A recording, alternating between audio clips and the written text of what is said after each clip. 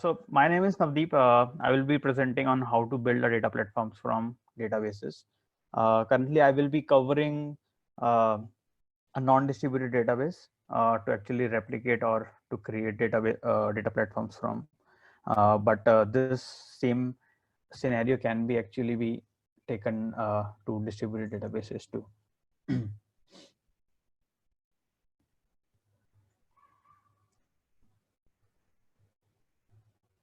One second. Okay, so a little bit about us. We are DataOrg, a data-oriented company based out of Pune, with major focus on data-intensive application and data platforms. So if you have data, we'll handle it, nurture it, we'll bring in the data insights. And otherwise, if you don't have it and you have a need for the data, we'll help you get that your data onto the platform. So let's. So I have structured the whole presentation in the front. I'll explain the problem, architecture, and the use cases that we'll try to. And if the time permits me, I'll show a demo where if you insert a single or you update or delete something, you will be able to see its replication in any of the other format, or like in database or a function getting triggered. Okay, so just to show like what's the problem that we are trying to solve, or the problem that is being faced by a lot of startups or the initial application builders, is like we all have a very humble beginning of starting with a web server and a database. User queries something, web server queries the database, all the logic is residing in the web servers, and it most of the CRUD application. So now you have hit the million users or maybe 1,000 users. uh, the CEO or the investors want to start asking for the reports how the business is doing and all.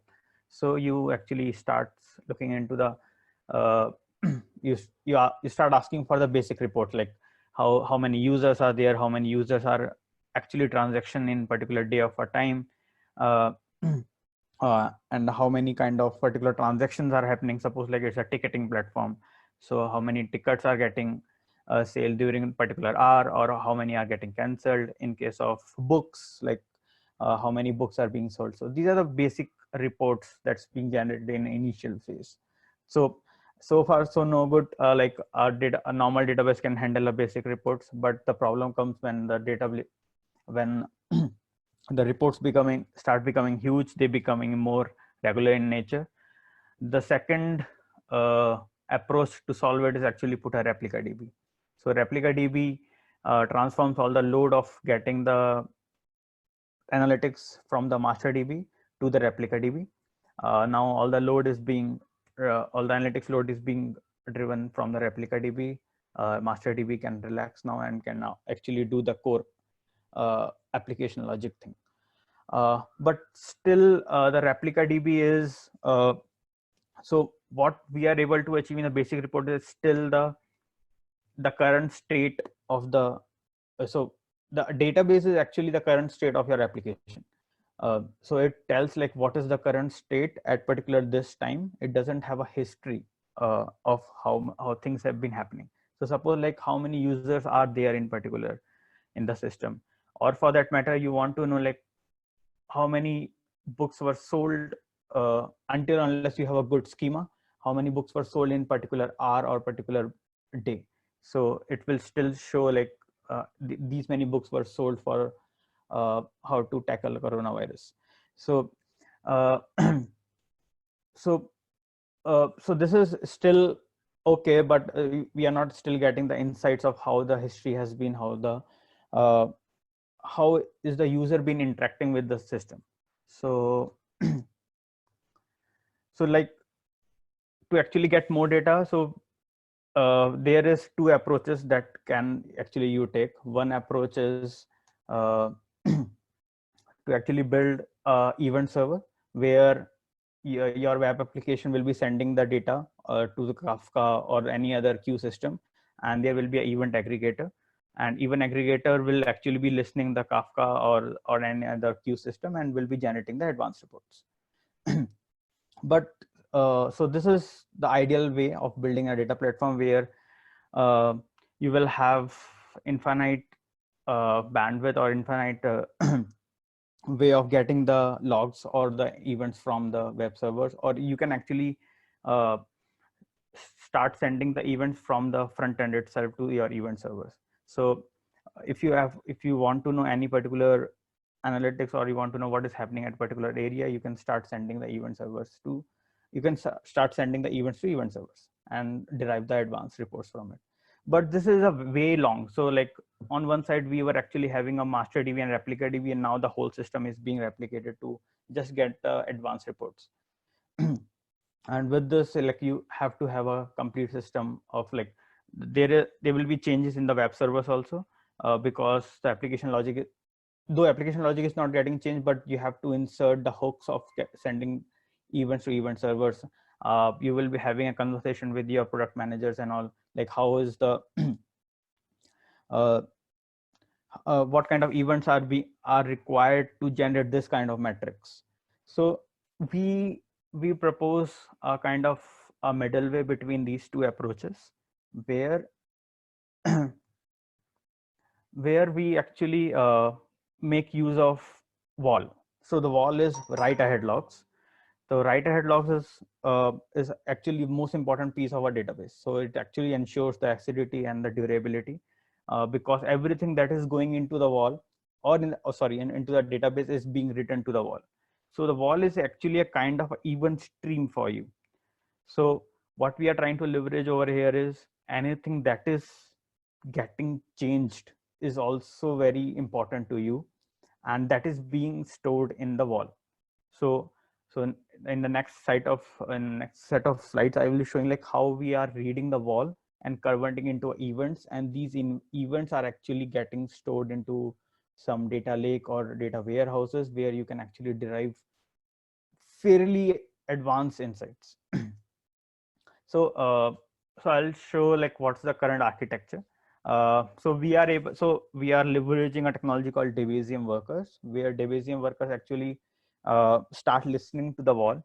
Apparently, we are able to listen to, like, Debezium actually supports almost all of the major databases. We are traversing, or we are reading the data from PostgreSQL, from MySQL, MongoDB, Cassandra, uh, HBase. So we are able to read those wall logs and sending that data into the distributed queue. So distributed queue is not per se a strict mandate. You can actually have any queue system. We are able to put these wall reads directly into SQS or or in PubSub for Google storage. It's just like I will be showing in a demo like what kind of structure or event is being spit out by the Debezium workers into the Kafka.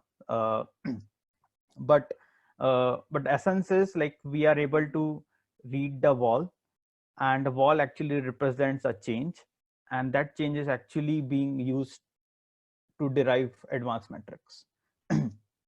So to explain the uh, online aggregation platform, so data ingestion part, where the Debezium workers are actually reading walls, they are putting into a distributed queue. In data transformation, we are reading from these distributed queue and putting and splitting those files onto the S3. Uh, uh, like we have been using 1 hour or half hourly, but it can be depending upon your use cases or the amount of the volume of the data that is getting inside the queue. You can decide your scheduler, uh, or even you can have a more of a dynamic ingester where you can actually start consuming from by Storm or Spark streaming, where you are very dynamic about, like, if the volume is for a particular hour, it's getting big, then you spit as soon as it hits the limit of particular size, say like 1 GB. And if but I need my data to be available, like it should be maximum 1 hour late. So I will be every hour at the end of each hour clock, I will be dumping the data. So this is a basic architecture.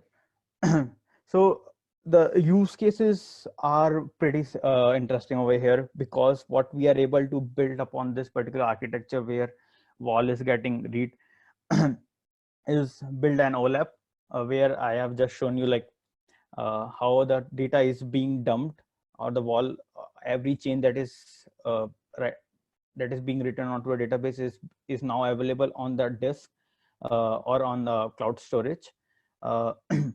And we are able to leverage to analytics upon it. The second one is that being used a lot is function triggering platform. So I'll show in a demo also, where even a single insert or a change is triggering a lambda for us. So this is like what you have taken the trigger out of the database, that triggers that we used to have in our old RDBMS, is you have taken it outside the database and actually you have converted into a largely highly scalable triggering platform, where suppose like you want to if a particular book is getting like, if the particular stock is below 10 or below 5 for a particular book, I need to trigger a function where I need to send some notification to the vendor or my book provider to actually send me more of these particular books. So such kind of triggers are very easily can be done in a databases, in a data like, using triggers. But here what we are actually achieved, we have taken the load out of the normal database and we have converted into a highly scalable.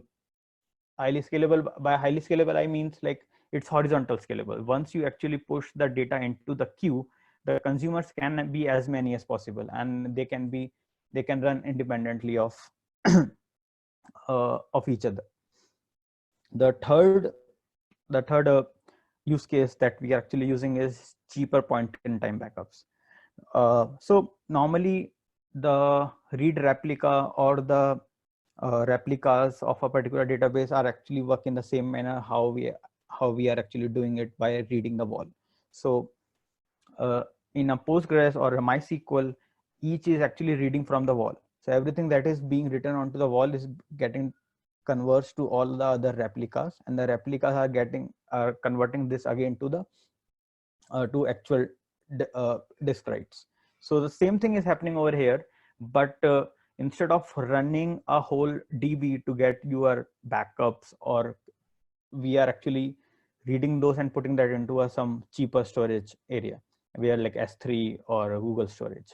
So anytime, so we are storing at 5-minute intervals, we are storing every file that is being written into 5 minutes interval, and we can replicate. If we lose our database, primary database, we can actually read all the data from the S3 and actually create the whole database again.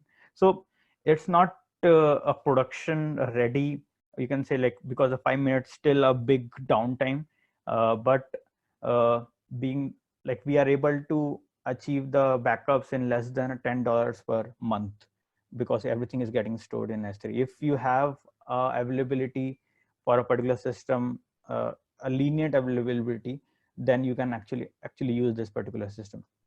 And data replication, again, that if that particular wall is getting written to a particular database, then we can replicate it to another database. So the one of the use cases that we actually solved is your data is going into Postgres. Now I want that particular database to be queryable upon the MongoDB, because the JSON structure that is being stored in a Postgres, I want to make it indexable on particular JSON field.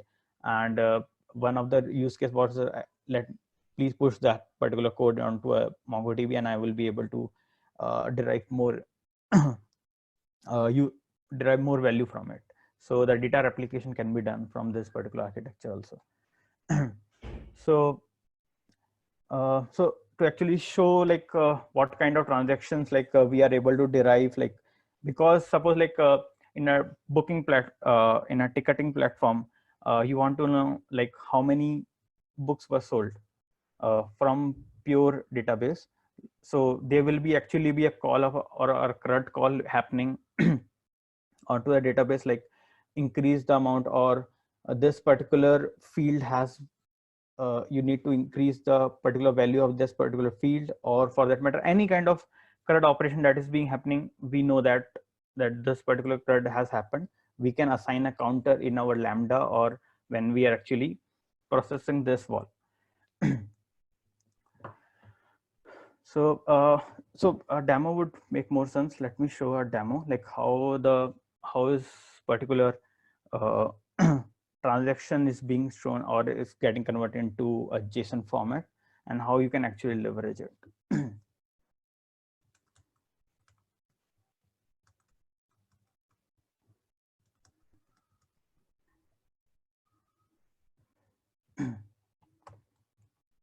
So I will be starting. So I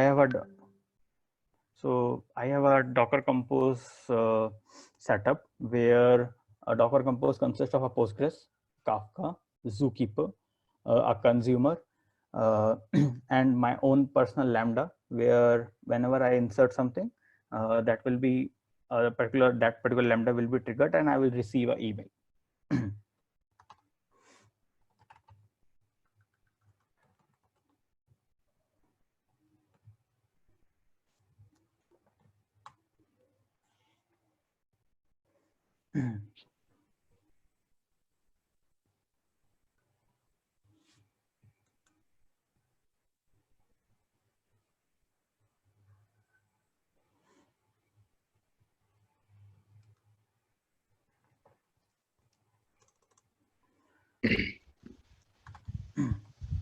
So I'll create a table in the Postgres. I'll log into the Postgres. Yeah. Navdeep, we aren't able to see this. If you're okay. Other than the slides, yeah. Okay. Sorry.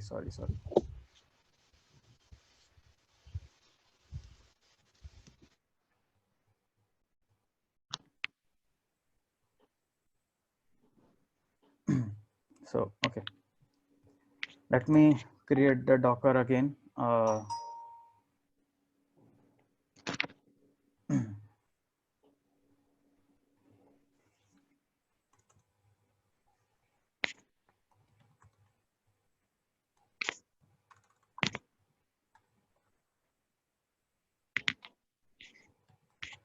Okay, so I'll start again. Now I'll create a again to say, like, we have a I have a Docker Compose setup where it consists of Kafka, Postgres, a Zookeeper, a simple Kafka consumer, and my particular Lambda. The Lambda is actually my consumer, and connector is something of Debezium that we are using, which is actually reading the wall logs and inserting into the Kafka.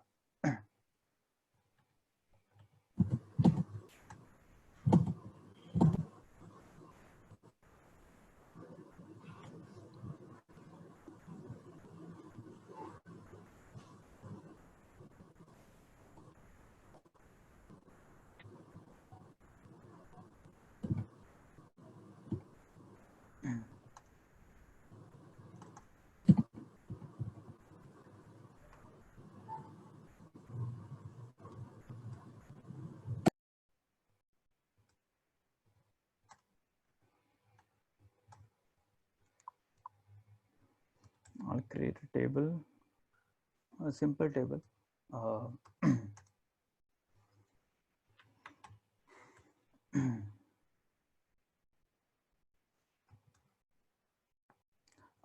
Now I'll create a worker. So I'll brief about a worker. What is worker? What a Debezium worker is. So Debezium worker is a standalone Java process which have a responsibility to read the particular wall and insert into the Kafka.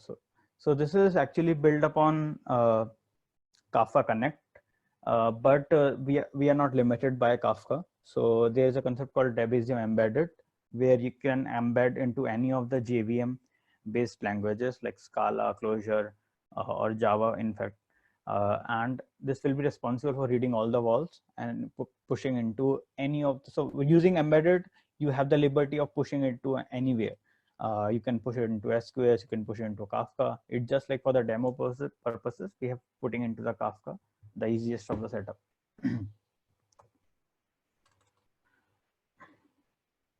Navdeep, Yeah. can you hear me? Yeah, I can hear you. Yeah, I just have a question. So these wall logs are called as write ahead log, right? So Correct. are these associated with RDBMS?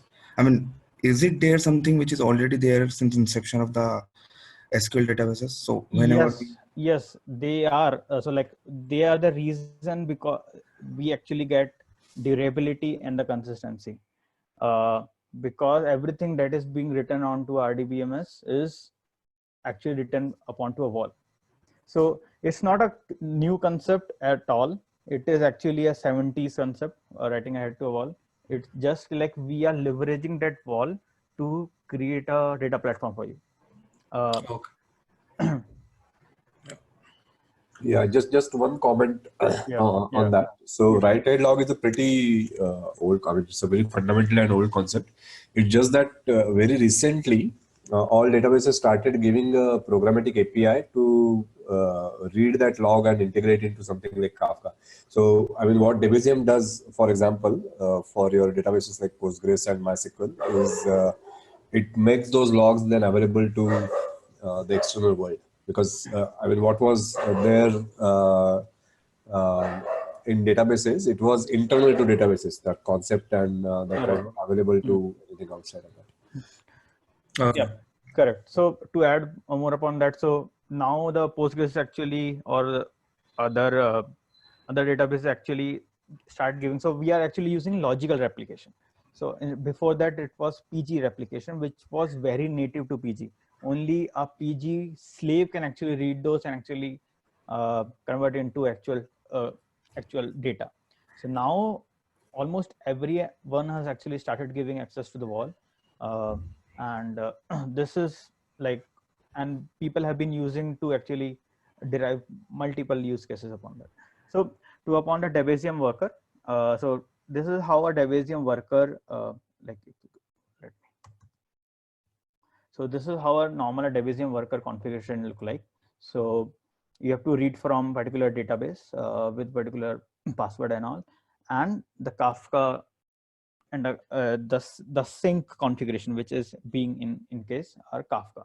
So the plugin name where we are actually using is Wall2JSON, where everything is getting converted into a, that is being written into a wall is converting into a JSON. There is another performant way which we actually use in production is Wall2Protobuf. So because the JSON that we are receiving, I'll show that what kind of JSON is being received.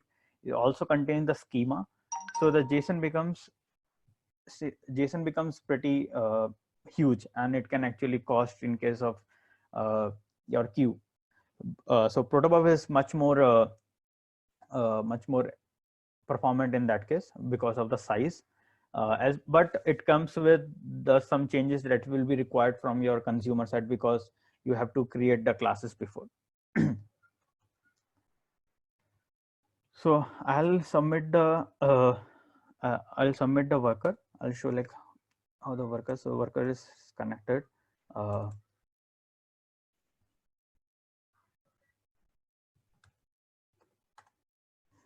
So we have a Postgres wall listener.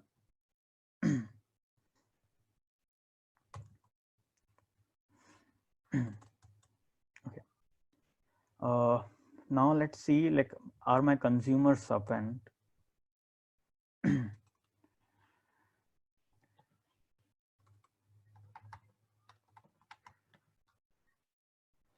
no, so I'll up my consumer.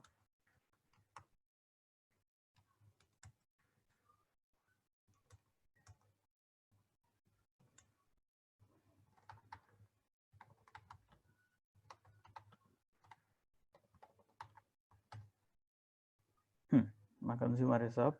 A new in Kafka, a new consumer group has been created for my. So what I will show you now is like if I insert something, I will get the email. It's just a normal, a very basic rudimentary demo where I just want to show that like how powerful is this, and we can do anything like from a consumer, from a simple Kafka consumer, which is a Lambda is attached to it, and Lambda is able to do anything.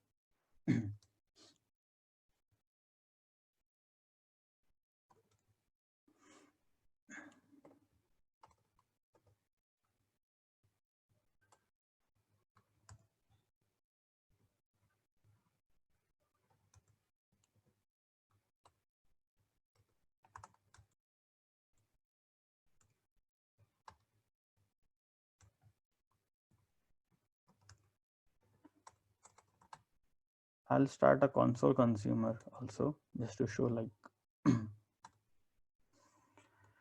okay, let's insert something.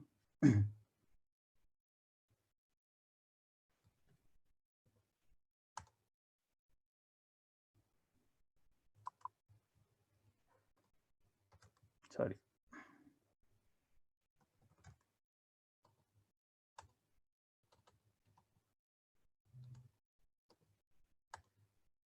Okay, so this is the, I'll show what is being received.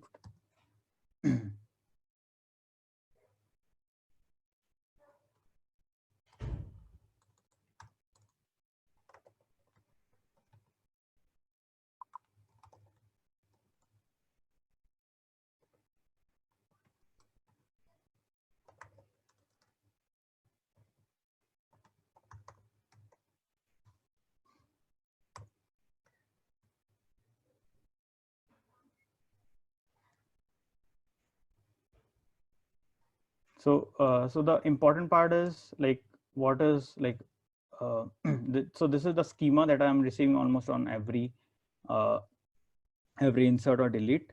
After is what is the schema that if there is any change in schema, you can actually detect that. And I'll show like what is we received in 1 second. So what? So operation.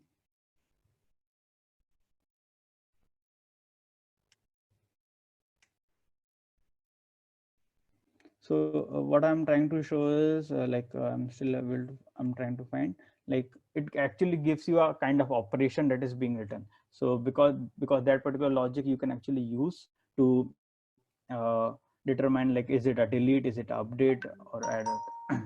1 second. Let me show TV operation.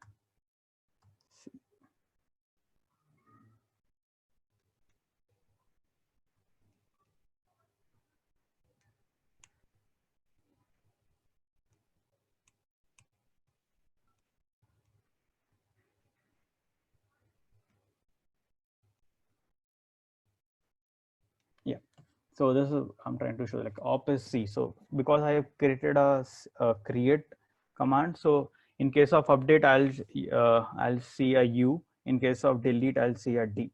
So and just to show like particular, I should get an email also. Let me check. So this kind of operation that I have attached a lambda which is actually receiving from Kafka, and it's able to tell me like what kind of update or something. I have just given out the basic information that I'm receiving. Okay, 1 second. So you are not able to see my email. Okay, 1 second.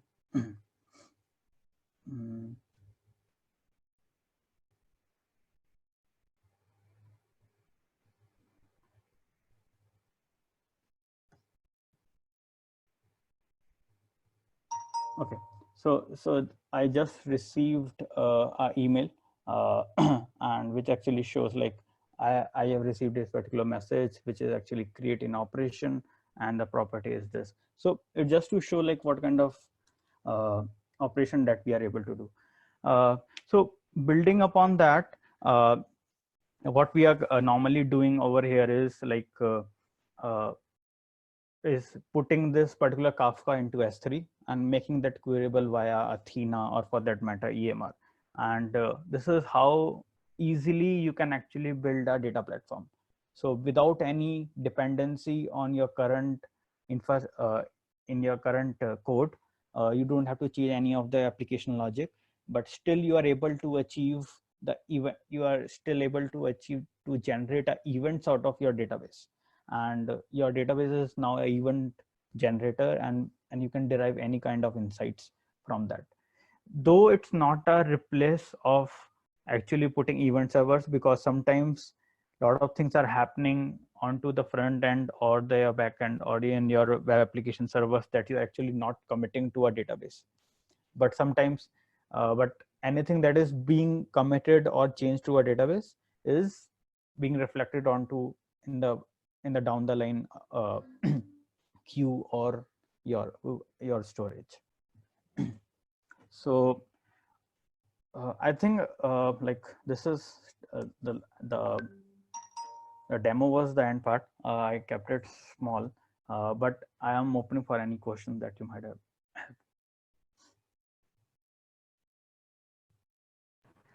So I just had one question. So from the Debezium part, so I mean we need to do the configuration in the Debezium, right? So from which database we need to connect, and what type of log we want to read from the WL.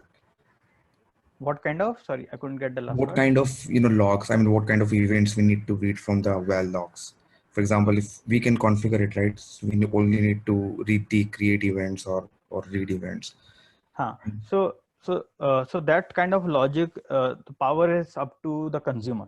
So you don't actually, so it is actually spitting out everything that is happening onto the database.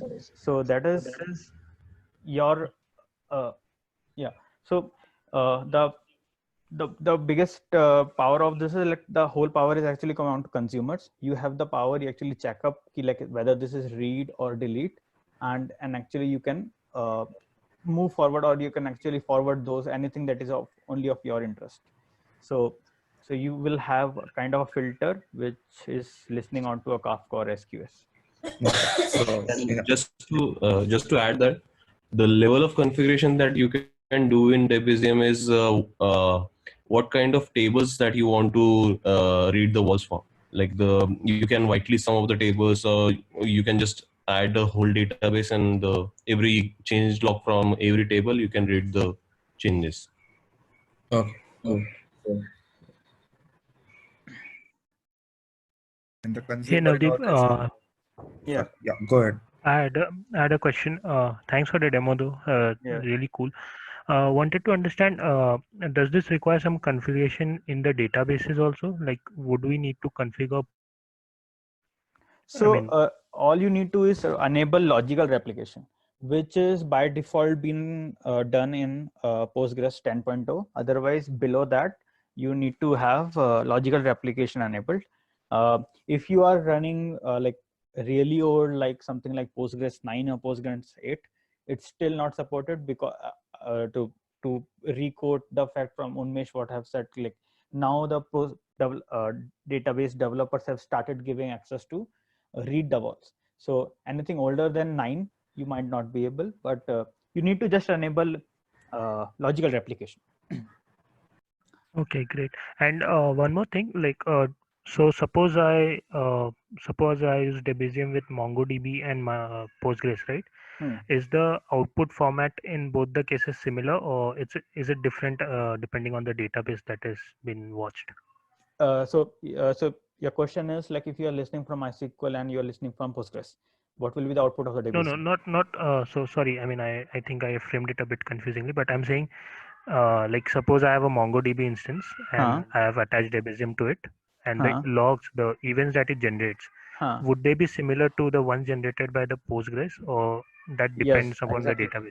So that's a good question, because the schema is being uniformed by Debezium. So the outer schema will always remain the same, because in operation you will see operation, and in the after and before part you will actually see the what was before and after schema of that particular database. But inside actual data, it will be depending upon your database. But the overall the outer schema will remain the same. I hope I answered. Yeah, makes sense. Thanks. Yeah. Hey, one more question. Yeah. Just continuing from what Iqbal was asking, essentially, does it matter if this database is in cloud or is it self-hosted? Like, are there, do you know if RDS or any other hosted services allow you to do connect Debezium to that, or do they have any restrictions if you are running master slave, master or read replica or various configurations like that? Hey Chinmay, and good question. So actually most of our deployment is on RDS, and RDS allows you to set the logical replication. And so think about this, like this is the replication is being done. We are using the same concept that is being done in by replications. So when slave replica is reading from your master, we are using the same format, and we are using the same terminology to actually communicate with the database. So almost every Postgres after 9, almost every MySQL, MongoDB will support that. So we have a deployment with the MongoDB also, where we are actually leveraging AmpLabs, where AmpLabs is actually one of the commercial division of MongoDB, where we are able to receive the wall from Oplogs. We have installed this on GCP as well as AWS, and we are able to receive all the wall logs. Okay, understood. And the output format is always JSON, or can it be any different output? Yes. So as I have mentioned earlier also, what I have shown you is JSON. There is much more performant way, which is protobuf, and you use JSON to protobuf. Wall to protobuf format in case of Postgres, and there is another plugin, I'm not remembering the name. So you can get the data in the protobuf, which is very performant, and I would suggest to do the same to use the protobuf one because of the size that you receive in JSON.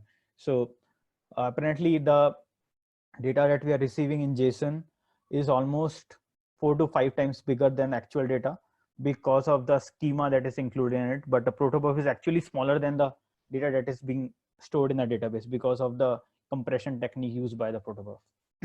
Got it. Makes sense. Thanks.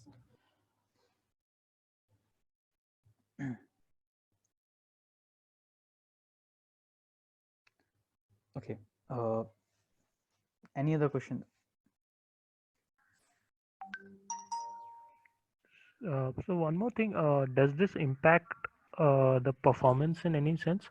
I mean, I understand maybe not the actual performance of the database as such, but since there's a wall and relatedly, like, is there a chance that Postgres kind of deletes those wall records before we kind of, before Debezium is able to process it?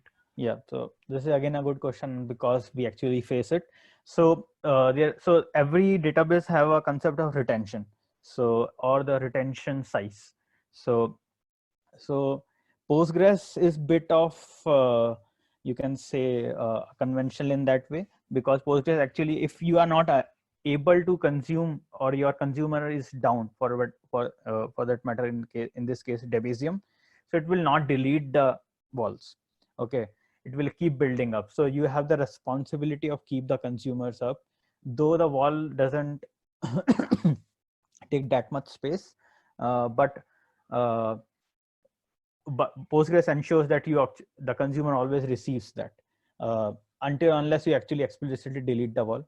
In case of MySQL, it actually keeps the retention time, where it will keep for 2 days or 3 days, and after that it will delete it. So it's a responsibility of again the consumer to become available within that particular time period. Otherwise, you will lose the data. In case of Oplog, again same as MySQL. In case of Cassandra, same as MySQL. Yeah. So Postgres is only, I think, the exception here, because it actually ensures that consumer receives everything and keep building the wall. So we have faced this, like, because our consumers was down, because we were not running on highly fault tolerant setup, though we now only installed Debezium on Kubernetes. Our consumers was down and the wall log become equal to some 100 GB and the data actual being around 60 GB to 70 GB. So we need to actually start our consumers, and within a few hours we were able to catch up, and Postgres was able to delete the data. Did I answer or missed some part of your question? Yes, that makes sense. Thanks a lot. Yeah. Hey, sorry, one more. Maybe you covered it earlier. Is there a way to filter the wall at the database level itself? Like, can you say to Debezium that, or don't subscribe to delete events, for example, or don't subscribe to delete on this table or this database, etc.? Yeah, correct. So out of the box, there is no way, but there is Debezium embedded. We are using Debezium embedded a lot because most of the times Debezium out of the box provides sync as Kafka, but many times, like, you don't have a Kafka onto your stack. So we actually push that to SQS. So then you have the whole power. So like actually filter it or make it, and they have a pretty good configuration system also, where you can how to make the configuration available onto your workers. So you can leverage that part and write up more of a kind of a filter. There is a interface for transformers also, which you can actually leverage to send. It's actually a transformer, not a filter, but you can actually start leveraging that to actually or build a similar interface upon that to filter out any update, delete, like that. All right, I guess that's probably the meetup this time. Just